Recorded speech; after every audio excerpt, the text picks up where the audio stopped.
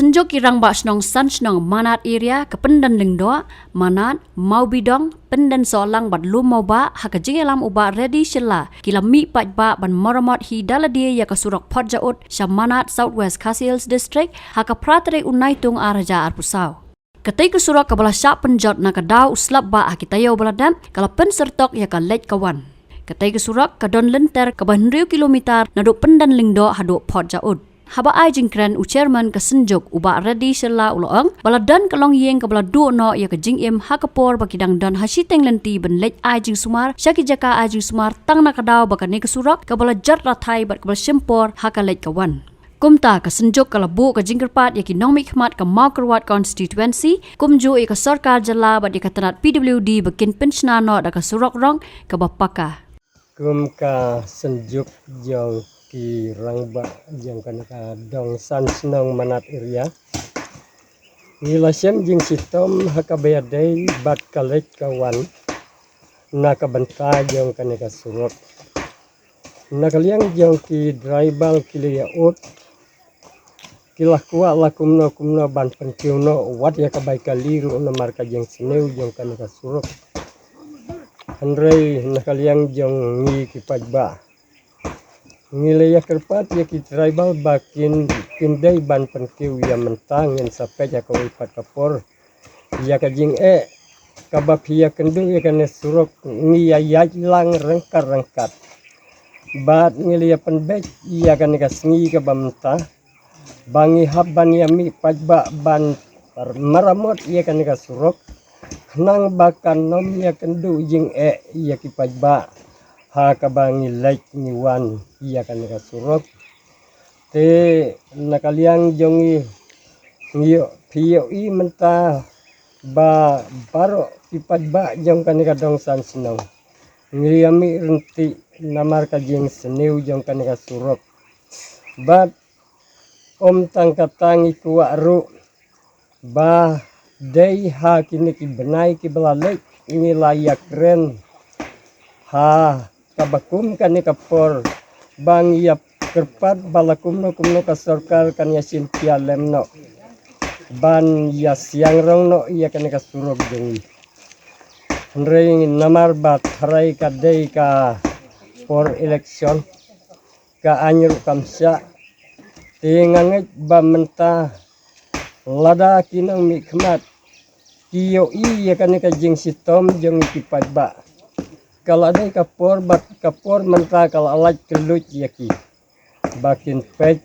ya kane ka benta ka bana kalian jong ikum kane ka dongsan senang manat area ni angnut baro sikata we ka sop sentar ka bala dek ban pentrei la kam selem kalau ada kasin ka baar ka bangi habban penpau kumne na kalian jong ikum kipaj ba bangi angnut bala kumno kinong mikmat kiladai ban pelino iya kane kasop sentar jongi kenang bakan long kajing yarap lane kajing mentoi na kebenta kibapang bat kibastom katne kajing seneu jong kasurok ladangin kit ya kibapang kibasitom nang ne hadu bandapoi sama kurwat bon kibapang bat sitom kiklat no halenti namar kajing seneu tan kasurok bat kali kimla banya ki habanya supi ki habanya daki sikenta steng yure tang nang ne hangtei hatenai teng kerpat balada long ke bala ba kinong mikmat kiladai ban simpialem hakabadai bat kane kabenta kenang bakin nong pang jong kane kadong katai ka jongi tin om da sitom tan ban lek hadu makruat satang hakikat kibadon kam Henry kalayarap sibun lada jinda nong mikmat jawi uwan ban pelino bat ban pembiang ya kabadon kam baro bakinos kinyo ban syong no ha kanika sep sentar kajani.